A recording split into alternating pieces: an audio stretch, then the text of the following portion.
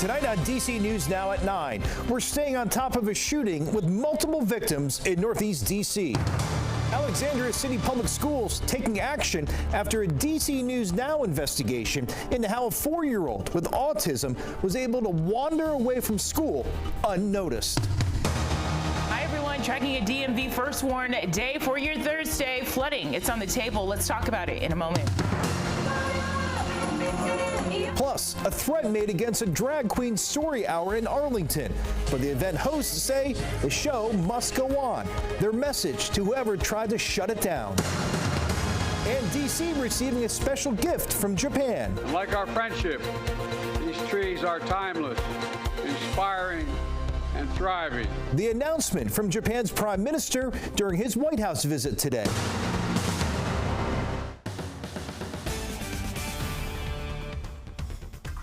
Hi, everyone. Thanks for joining us tonight for DC News Now at 9 o'clock. I'm Chris Flanagan.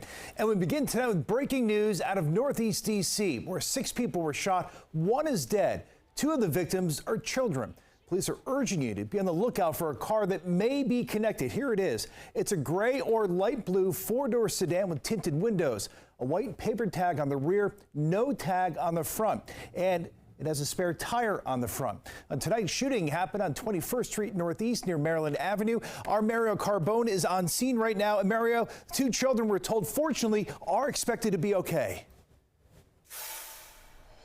Yeah, Chris, that is the good news out here. We are told that one child is just 9 years old, the other 12 years old. But as you mentioned, they are expected to be okay. They're being treated at the hospital tonight, along with those 3 other adult victims. Those were 2 men and 1 woman. And now police tell us that the shooting happened around 6 p.m. tonight, and that is when they received multiple 911 calls for shots fired. Police say a car pulled up onto 21st Street and stopped, and that is when 2 people jumped out of the car and started shooting before taking off. We're hearing that there are just many shell casings in the street and intersection where this happened. Police say they don't know how those victims are, if at all, connected to the suspects.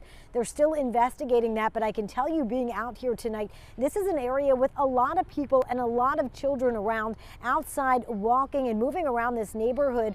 Police Chief Pamela Smith calling this violence just unacceptable tonight. This is another example, and I've been here before in this space, of violence that we just cannot accept in our communities. People are still afraid, and rightfully so.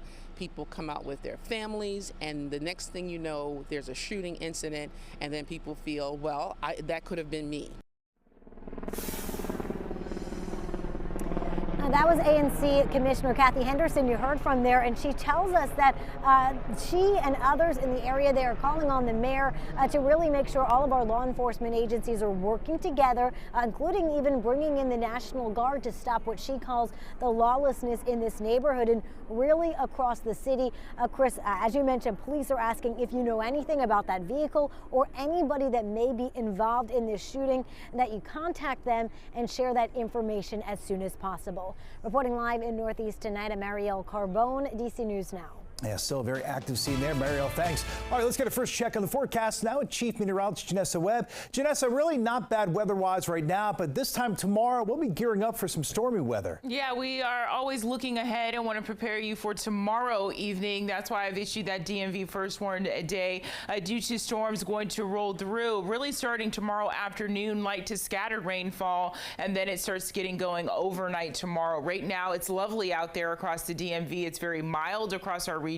We're talking about the 70s, a repeat situation this afternoon, and overnight lows are going to be mild as well. Here's that storm system. What's very noticeable, it's taking its time, but it's gaining its energy from the Gulf of Mexico. So it's enhanced moisture that's really revving it up as it makes its way across Atlanta. Up next, South Carolina, parts of North Carolina. That's called the Mid-Atlantic before it streams into parts of the DMV. And right now, we're remaining on the dry side. A few isolated stray showers, but all in all, we'll continue to stay dry until really tomorrow afternoon. And that's why WPC Weather Prediction Center has issued that level 2 out of a 5 situation for DC and sections farther west. Parts of Baltimore included in this. That means flooding is on the table. The National Weather Service has not issued a flash flood watch in place, but there's also a severe component as that line of storm starts to roar through tomorrow evening. Now, waking up tomorrow, we're off to a pretty mild and pretty fantastic start. No heavy coat necessary.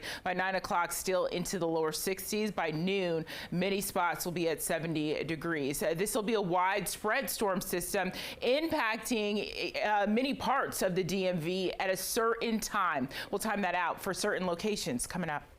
All right, Janessa, thanks. Developing tonight in Fairfax County, a family of 5 rushed to the hospital after their home here in Clifton caught fire. Now, that fire broke out in Whetstone Manor Court around 9:30 this morning. We're told 2 people have life-threatening injuries. And neighbors telling DC News Now the home is owned by grandparents and that a husband and wife and 4 young boys live there.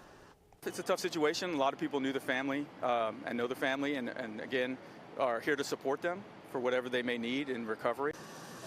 Well, tonight, no word on who in that family has life-threatening injuries or how that fire started. Of course, we'll keep you updated. And in Hagerstown, Maryland tonight, a parked truck burnt to the crisp after catching fire at a maintenance garage. Take a look here. This is on Salem Avenue near the I-81 interchange at the Garland Grove Retail Shopping Center. No injuries reported, but we're told the fire did cause some damage to the garage there. Well, in Virginia, a popular place for our region's LGBTQ+ community was a target of a bomb threat over the weekend. It came just moments before it was supposed to host its first drag storybook. Our Northern Virginia reporter Max Marcilla joining us live outside Freddy's Beach Bar and Restaurant in Arlington. And Max, the response from the community really has come fast and from all over.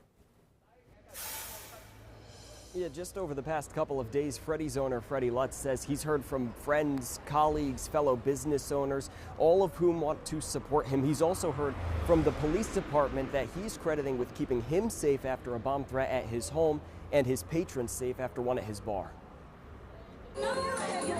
In the moments before drag queen Tara Hoot took the stage at this drag story time, the families that came to watch her perform had to wait outside Freddy's Beach Bar and Restaurant. They were waiting for bomb-sniffing dogs and detectives to finish their work. It pretty much has the effect that's intended, which is to scare and intimidate. Owner Freddie Lutz says he also got threatened at his home. But once he got the all clear, he wanted the show to go on. One of my friends who's a cop said, don't let them steal the show. The show finished without incident, but the investigation is ongoing. Arlington police wouldn't say much. Federal agencies are involved, but they offered their support to Lutz. We do have a specific unit, so if individuals have concerns specific to the LGBTQ+ community, there is a group that they can correspond with. And the county board called Freddy's the very best of Arlington. Chair Libby Garvey saying the work has to continue. You're safe here, and we're going to make sure we're going to do everything we can to make everyone feel and be safe. Lutz is planning another drag story time and hopes whoever made the threats hears this message. You don't want your kids to be exposed to those particular storybook tales or a man in a dress, then that's your prerogative, and I respect that. And at the same time, I think people should respect these parents. Lutz says his next event, he wants to be filled with positivity. Tonight, he also says the police response was incredible, and tonight, police are telling anyone that as soon as they hear of a threat, to make sure they call it in so they can respond. Reporting live in Arlington, Max Marcella, DC News Now. All right, now the latest on Baltimore's Key Bridge collapse. Investigators are now zeroing in on the cargo ship's electrical system. The ship lost power just moments before it crashed into the bridge. The NTSB is working with Hyundai, which is a manufacturer of equipment in the ship's engine. The divers have recovered 3 bodies from the underwater wreckage, while the remaining 3 victims are still unaccounted for. All right, here in the district, D.C. will soon have hundreds more cherry trees to enjoy, all thanks to Japan. Japan's prime minister made that announcement during a White House visit today. D.C. News Now's Tosin Fakile here with the details. And Tosin, we're talking a lot of trees. Yeah, we're talking 250 cherry trees, Chris, which is really great news. And that was the announcement Japan's Prime Minister Kishida made. And that announcement coming about these cherry trees is perfect timing, as hundreds of trees are getting ready to be chopped down this summer around the tidal basin. President Biden and Japan's Prime Minister both talked about the cherry trees and how it's a symbol of the partnership between both nations. The 250 cherry trees are expected to help replace the almost 140 cherry trees that will be removed around the tidal basin. Now, the trees are going away because crews are working to fix the crumbling seawall around the tidal basin. Now, in the early 1900s, about 3,000 Yoshino cherry trees were gifted to the United States by Japan as a symbol of the friendship between both nations. Senior officials say when the Japanese learned that some of the trees would be lost to construction work, they immediately offered to provide saplings when the time was right. They'll be planted at the tidal basin, not far from the Martin Luther King Memorial. And like our friendship, these trees are timeless, inspiring, and thriving.